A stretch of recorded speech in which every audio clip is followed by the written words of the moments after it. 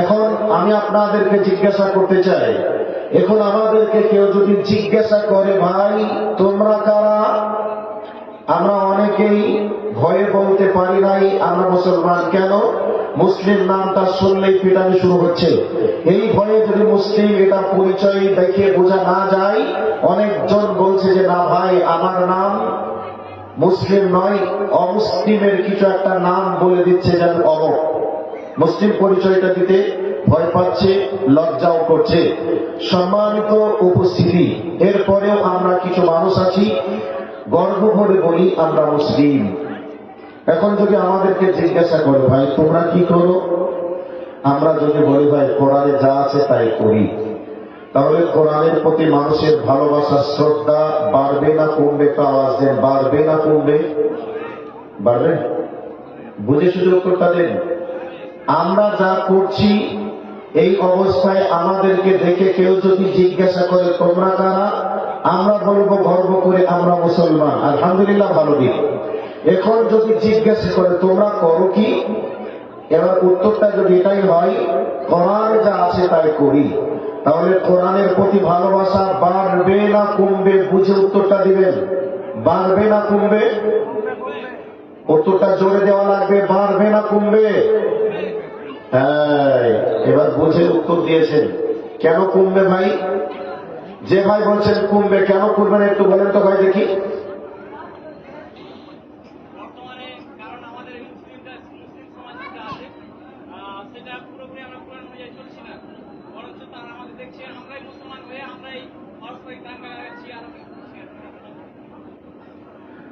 সবই ঠিক ছিল, কিন্তু পরস্পর দাঙ্গা লাগাচ্ছে, কথাটা ভুল হয়ে গেছে। ভারতবর্ষে যা কিছু চলছে এর পিছনে একটাও মুসলিম প্রমাণ করতে পারেন যে এটা মুসলিমরা করেছে। দালাল মিডিয়া যারা কুত্তার মতো ভেদ ভেদ করছে রাত দিন 24 ঘন্টা, মুসলিমরা দোষ না করে মুসলিম সাজানোর চেষ্টা করেও সোশ্যাল মিডিয়ার যুগ হিসাবে আজকে প্রমাণিত যে মুসলিমরা একটাও কেউ কোনো দাঙ্গার সঙ্গে জড়িত নয়, সব দালাল কুত্তাগুলি জড়িত। এবার চলে আসুন, ভাই যে কথাটা বলেছে অনেকটাই ঠিক বলেছে, একটা পয়েন্ট বলছিল। তো এখন কথা হলো আমরা মুসলিম যারা, আমাদের কথাবার্তা ক্রয় বিক্রয় গল্প গুজব লেনদেন যা কিছু আছে কোনটাই কোরআন এবং হাদিসের সঙ্গে মিল নেই। আপনি খুঁজে বার করতে পারবেন না যে আমি যেটা করছি এটা কোরআন হাদিসে আছে। আমরা যদি একটা মেয়ের বিবাহ দিই, একটা ছেলের বিবাহ দিই, শরীয়ত মতো শুধুমাত্র মৌলভী সাহেবদের বিয়েটা পড়াতে হয়, এটাই সঠিক আছে। তারপরে অনেক হুজুর আছে এরা আবার ভুল সুন্নতের বাইরে নিয়ম নীতি বাস্তব কিছু তৈরি করে সেই নিয়ম নীতি অনুযায়ী বিবাহটা করাচ্ছে। এরা কেবলমাত্র সুন্নাত মতো আছে, বাকি যা কিছু চলছে সব আমাদের ইচ্ছা অনুযায়ী চলছে, ইহুদি এবং খ্রিস্টানদের ও মুসলিমদের দেখে। বাকি কোনটা প্রমাণ করতে পারবেন না যে আমরা যেটা করছি তা ইসলাম মতো আছে, সব বিক্রি হয়ে গেছে। এবার বললেন তাই যে একটা একটা করে যদি অপারেশন করতে শুরু করি, বা একটা টিউবের যদি 72টা লিক হয় আর মিস্ত্রিকে যদি বলেন ভাই সেরে দাও, মিস্ত্রি খুঁজে বার করতে পারবে না স্যার আমি কোনটা আগে ঠিক করবো, তাই না? তো আমাদের মুসলিমদের সবটাই একবারে 72টা লিকের মতো, কোনটা বলবো কোনটা ছাড়বো খুঁজে বলতে পারছি না যে কোন পয়েন্ট আগে ধরবো। বিবাহটা তো একটু দিয়ে বলেছি, ইশারাতে যথেষ্ট বুঝে গেছেন। তবে আজকের বক্তব্যের বিষয় হবে পৃথিবীতে মুসলিমরা অপমানিত না সম্মানিত? অপমানিত এটা আমরা বলেছি, তো অপমানিত হওয়ার পিছনে কারণ কি? যারা আমাদেরকে অপমান করছে, মারছে, কাটছে, দোষটা কি তাদের না দোষটা আমাদের? দোষটা আমাদের। এবার বলবেন তাই, কথা এবার শুনে নেন। ওই যে আগে কবিতা বলেছে উর্দুতে, ঘর মে আগ লাগি হ্যাঁ ঘর হি কি চারাগ সে, ঘরের আগুনেই যদি ঘরে আগুন ধরে ঘরের দামি সম্পদ গুলি পুড়ে যায়, আর বাইরের আগুনে যদি আগুন লাগে নিশ্চয় আগুনটা আগে ঘরে ঢুকবে না, ঘরের বাইরে সাইড পুড়বে। আগুন লেগেছে দেখেই যদি দরজা খুলে ঘরের ভিতরে সোনা আছে, টাকা আছে, এগুলি যদি বের করবো মনে করি তাড়াতাড়ি বের করা সম্ভব হবে।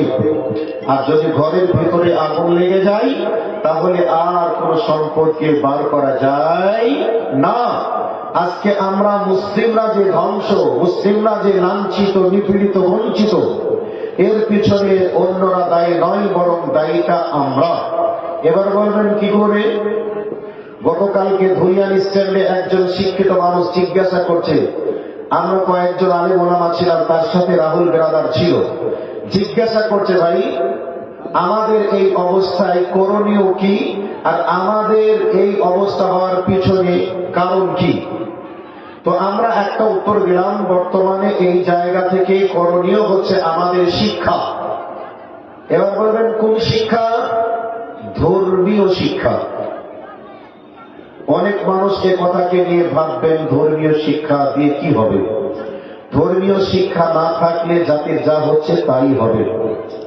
আগের থেকে আমাদের বর্তমান সময়ে ডাক্তার, মাস্টার, ইঞ্জিনিয়ার, প্রফেসর বেড়েছে না কমেছে? ভাই বেড়েছে না কমেছে? বেড়েছে। এরপরেও আমরা আগের থেকে বর্তমানে লাঞ্ছিত বেশি না কম? বেশি। তাহলে শিক্ষার মান বাড়ার পরে আমাদের লাথি আর জুতা কেন পড়ছে? শিক্ষার, কোরআন হাদিসের শিক্ষা আগের তুলনায় বর্তমানে বেড়েছে না কমেছে? আজকের নামে একটা ডাক্তার, নাম কি আব্দুর রহমান, নামাজ পড়ে না, টাকনোর নিচাই প্যান্ট, এই অবস্থায় রোগীর সঙ্গে জালিয়াতি করছে, রাত দিন যে কোম্পানি তাকে ঘুষ দিয়েছে সেই কোম্পানির ওষুধ লিখছে, যেটা টেস্ট করার প্রয়োজন নেই তারপরে টেস্ট করছে, কমিশনে কাজ করছে। ডাক্তার যদি ধর্মীয় শিক্ষা পেয়ে ইমানদার মুসলিম ডাক্তার হতো, রোগীর সঙ্গে প্রতারণা করত না। নাম্বার 2, একজন উকিল, এ যদি ধার্মিক মুসলিম হতো, আজকে মানুষের সঙ্গে গাদ্দারি করতো না। আজকে একটা এমএলএ, এ যদি ধার্মিক মুসলিম হতো, তাহলে জনগণের মালকে আত্মসাৎ করতো না। এই মুসলিমদের দুর্দিনে আজকে পাশে দাঁড়িয়ে মুসলিমদের সাহায্য করার চেষ্টা করত। একের পর এক পয়েন্ট করে সবকিছু বলা সম্ভব নয়। কাজেই যদি ধর্মীয় শিক্ষায় শিক্ষিত হয়ে ডাক্তার, মাস্টার, ইঞ্জিনিয়ার, প্রফেসর, উকিল, ব্যারিস্টার সব যদি হয়, তাহলে পৃথিবীর মান পরিবর্তন হবে, এটা স্বাভাবিক। এটাকে 1 নম্বর পয়েন্টে রাখতে হবে। যদি শুধু নামে মুসলিম হয়, কাজে যদি না হয়, এই মুসলিমদের জাতির 4 পয়সা উন্নতি হয়নি, হবেও না। তার উন্নতি হতে পারে ব্যক্তিগতভাবে, জাতির কোনো লাভ হয়নি, জাতির কোনো লাভ হবেও না। আপনারা এতে একমত না হলেও আপনি বাড়ি গিয়ে গবেষণা করবেন এই কথার পিছনে কি যুক্তি আছে, খুঁজে আমার কথায় আপনাকে মেনে নিতে হবে, কিছু করার নেই। তাহলে একটা পয়েন্ট। এবার আসল কথাগুলিকে বলবো, যেহেতু টাইম একেবারে 10:30 পর্যন্ত, হাতে টাইম খুব কম আছে। এবার আমি মেন জায়গাতে চলে যাচ্ছি, ভালো করে শুনুন। যেই জাতি যখন কোরআন এবং সুন্নাহর গাইড থেকে পদস্খলন ঘটেছে, সেই জাতির তখনই আসমান থেকে শাস্তি নেমে এসে ধ্বংস করেছে।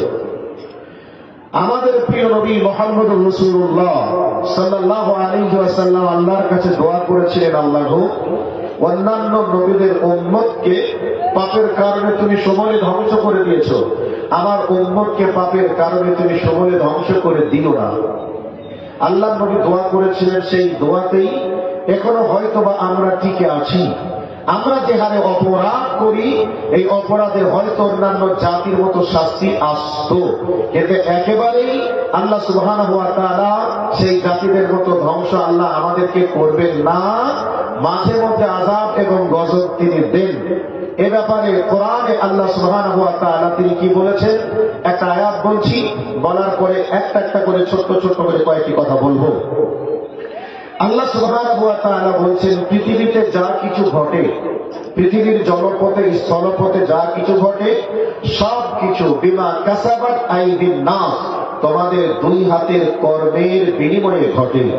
আল্লাহ বলছেন এগুলি কেন দিই, লিইউযীকাহুম বা'দাল্লাযী আমিলু লাআল্লাহুম ইয়ারজিউন, যাতে করে ওই আযাব এবং গজবের স্বাদ ভোগ করে তোমরা অপরাধকে ছেড়ে দিতে পারো, আমার রাস্তায় ফিরে আসতে পারো। এই জন্য আমি তোমাদের উপরে মাঝে মধ্যে আযাব এবং গজব দিই। আযাব বিভিন্ন টাইমে বিভিন্ন ভাবে এসেছে। কোন সময় আকাশ থেকে পাথরের খণ্ড, কোন সময় ঝড় তুফান, কোন সময় বন্যা, কোন সময় আকাশের বৃষ্টিকে বন্ধ করে দিয়ে আল্লাহ আমাদেরকে শাস্তি দিয়েছেন। অনেক সময় আমরা একথা বলি, আল্লাহ আমাদের উপরে আযাব এবং গজব দিয়ে আমাদেরকে ধ্বংস করলেন, এমন কি বা কষ্ট অত্যাচার, এমন কি বা অপরাধ করেছি যে আল্লাহ আযাব এবং গজব দেন? নিশ্চয়ই আল্লাহ আমাদের উপরে জুলুম করেছেন, এই কথা বলি। কিন্তু আল্লাহ বলছেন, ওমা আসাবাকুম মিন মুসিবাতিন ফাবিমা কাসাবাত আইদিকুম ওয়া ইয়াফু আন কাসীর। আল্লাহ পাক বলছেন, বান্দা তোমরা যে পরিমাণে অন্যায় করো, এই অন্যায়ের পরিবর্তে আমি যদি তোমাদেরকে শাস্তি দিই, তাহলে দুনিয়ায় তোমরা চোখের পলক ফেলবে, নিঃশ্বাস ফেলবে, এ সময় পাবে না, বরং তোমরা ধ্বংস হয়ে যাবে। অপরাধের আমাদের কোনো শেষ নেই। এবার চলে আসুন, কোরআন এবং সুন্নাহ আমাদেরকে গাইডের জন্য আল্লাহ সুবহানাহু ওয়া তাআলা দিয়েছেন। আমরা বর্তমান সময়ে কোরআন সুন্নাহর গাইড মেনে আমরা কি চলি না, কিন্তু আমরা একথা বলি, এত কিছু মেনে চলা কি সম্ভব? একথা বলি। তাহলে আল্লাহ এবং আল্লাহ রাসূলের দেওয়া গাইডলাইনকে আমরা মানতে অস্বীকার মনে করি, অপারগতা প্রকাশ করি, কিন্তু যাদেরকে আমরা ভোট দিয়ে নেতা নেত্রী তৈরি করেছি, তারা যে আইনটা পাস করছে, এই আইনটা ঠিকই আমরা অবনস্ত মস্তকে মেনে নিয়ে তাদের কথা অনুযায়ী আমাদের ডকুমেন্টস গুলা ঠিক করছি, যে টাইমে যা বলছে আমরা তা মেনে নিচ্ছি। মানছি কি মানছি না? আওয়াজ দেন। মানছি কি মানছি না? তাহলে আল্লাহর দেওয়া গাইড সংবিধানকে আমরা মানার ব্যাপারে অপারগতা প্রকাশ করি, আর যাদেরকে আমরা ভোট দিয়ে ক্ষমতায় বসিয়েছি ওই নেতাদের কথাগুলিকে আমরা একেবারে মেনে নেওয়ার চেষ্টা করি, লাইন ধরে আমাদের জীবনের ডকুমেন্টস গুলিকে আমরা ঠিক করার চেষ্টা করেছেন, ভালো কথা। এই জায়গায় আপনি পারলেন, আর আল্লাহ দেওয়া সংবিধানের কাছে আপনি মাথা নত করতে পারবেন না কেন? আমাকে বুঝে নিতে হবে। এবার চলে আসছি আমরা, এই অবস্থাটা কেন ঘটবে একটা হাদিস আপনাদেরকে শুনিয়ে দিয়ে মেন জায়গাতে চলে যাব। আল্লাহ নবী বলছেন, লা ইয়াকুনান্না ফি হাযিহি উম্মতি খাসফুন ওয়া মাসখুন।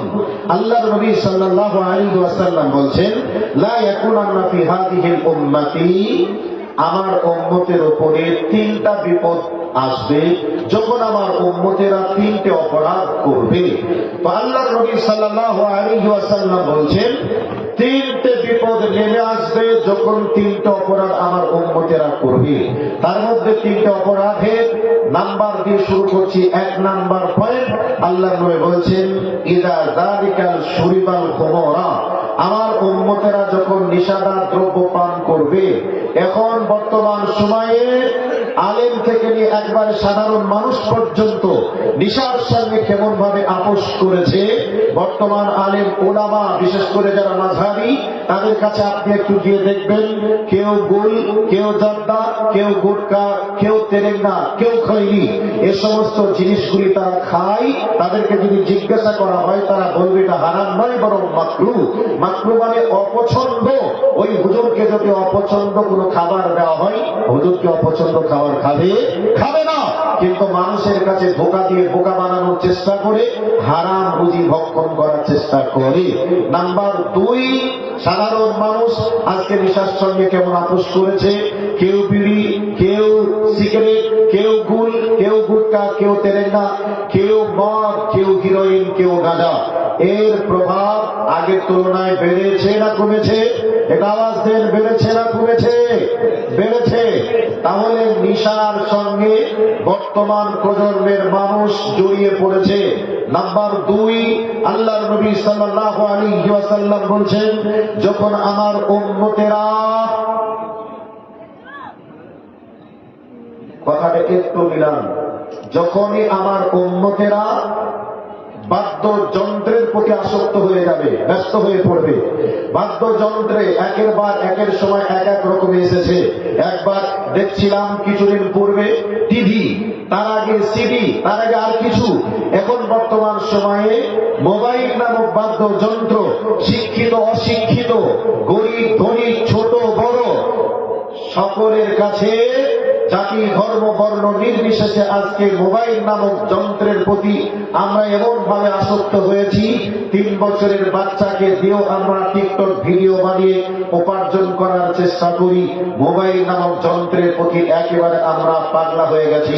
এটাও বর্তমানে চলছে। নাম্বার 3, আল্লাহর নবী বলছেন, যখনই আমার উম্মতেরা গায়ক গায়িকা নায়ক নায়িকা নিয়ে ব্যস্ত হয়ে পড়বে, আজ বর্তমান সময়ে গায়ক গায়িকা নায়ক নায়িকা তারা যেভাবে চুল কাটে, তারা যেভাবে স্টাইলে কথা বলে, তারা যেভাবে চলে, সেভাবে আজ বর্তমান সময়ে আমাদের ছেলেরা মাথার চুল কাটে।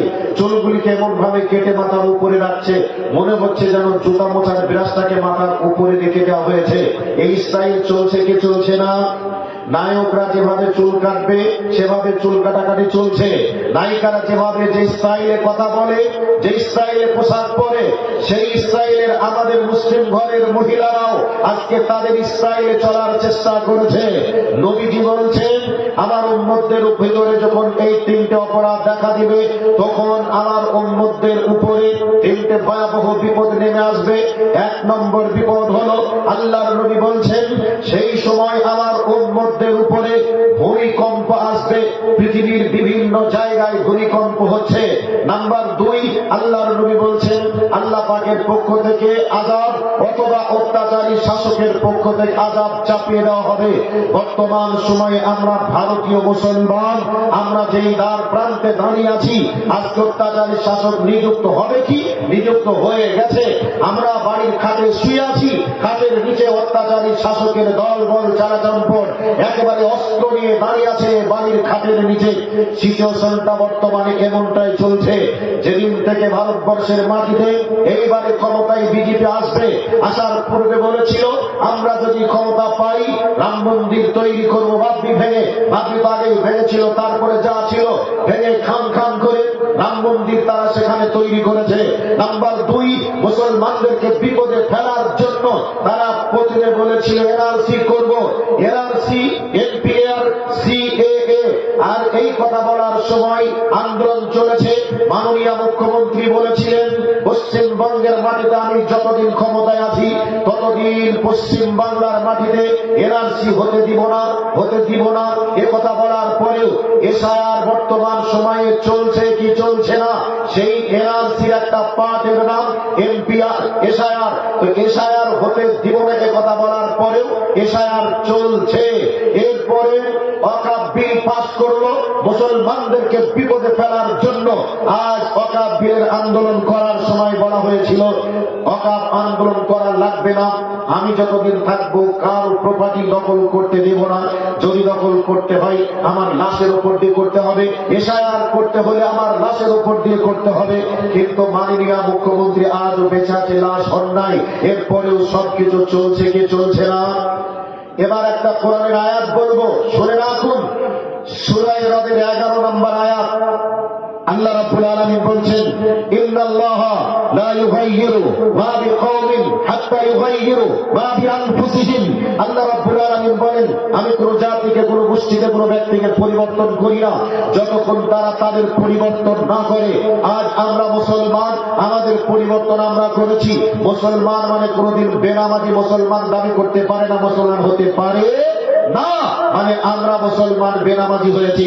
নাম্বার দুই, মুসলমান কোনদিন হারাম খেতে পারে না, মুসলমান কোনদিন মিথ্যা কথা বলতে পারে না, মুসলমান কোনদিন অবৈধ সম্পর্ক তৈরি করতে পারে না। তার মানে আমরা মুসলমানরা আমাদের পরিবর্তনটা করেছি। বর্তমান পরিসংখ্যানও বলছে, বর্তমান ভারতবর্ষে শতকরা 92% মুসলমান বেনামাজি। 8% মানুষ যদি নামাজ পড়ে রসুলের পদ্ধতিতে, সবাই আবার পড়ে না।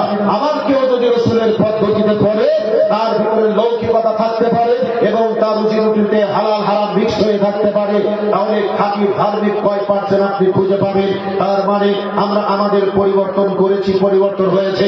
আল্লাহ রাব্বুল আলামিন সূরা রদের 11 নম্বর আয়াতের বিবির অংশে বলছেন, ইদা আরাদাল্লাহু বিকওমিন। আল্লাহ রাব্বুল আলামিন বলছেন, আমি কোন গোষ্ঠীর উপরে যদি আমি কোন গোষ্ঠী, কোন ব্যক্তির উপরে যদি আমি শাস্তি নিয়োগ করি, এই শাস্তির হাত থেকে বাঁচানোর ক্ষমতা পৃথিবীর কারোর নেই।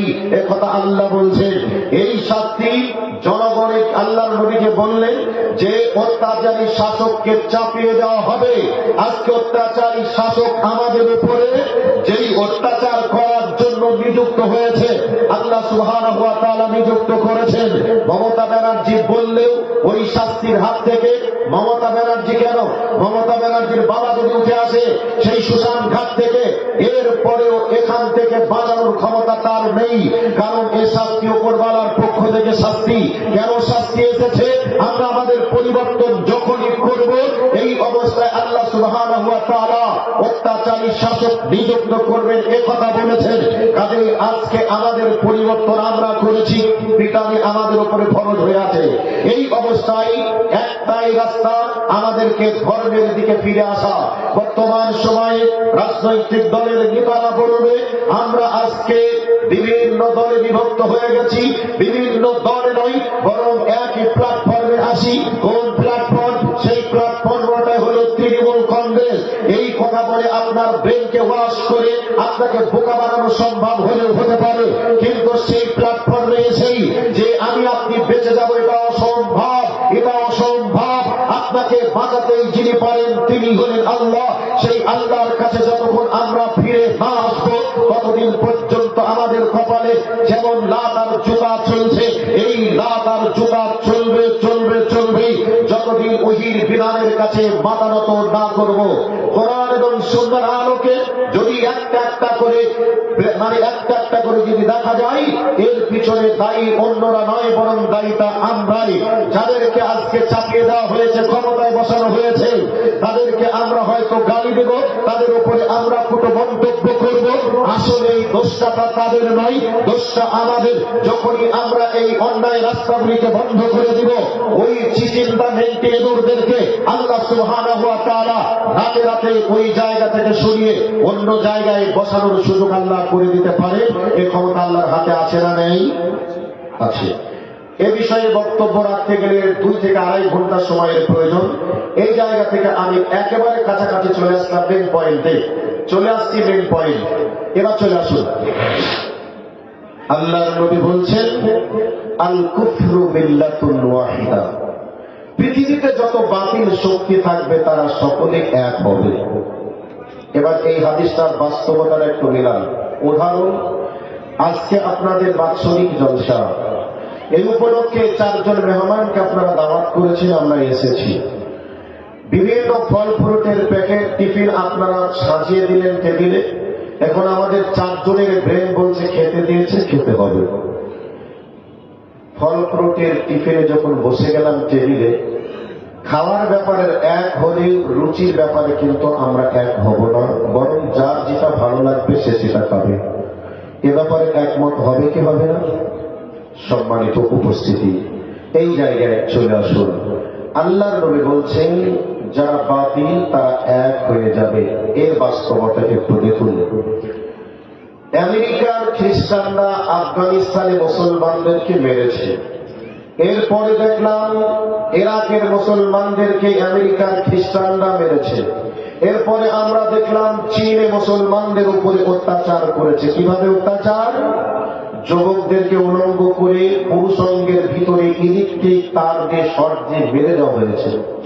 নারীদেরকে উলঙ্গ করে গুপ্তাঙ্গের ভিতরে ইলেকট্রিক তার দিয়ে শর্ট লাগিয়ে বেঁধে দেওয়া হয়েছে। পানিকে ইলেকট্রিক আগুন দিয়ে গরম করে সেই পানিতে যুবকদেরকে নামিয়ে দিয়ে শর্ট লাগিয়ে মেরে দেওয়া হয়েছে। এই নির্মম অত্যাচার বৌদ্ধরা করেছে চীনে। এরপর আমরা দেখলাম টাটকা মায়ানমারের বৌদ্ধরা মুসলমানদেরকে নৃশংস হত্যা করেছে। তারপরে দেখলাম রিসেন্ট ইসরায়েলের ইহুদিরা গাজা ফিলিস্তিনের মুসলমানদেরকে কিভাবে নৃশংস হত্যা করেছে। রাসূলের ভবিষ্যৎবাণীটা একটু মিলিয়ে নিন। এবার চলে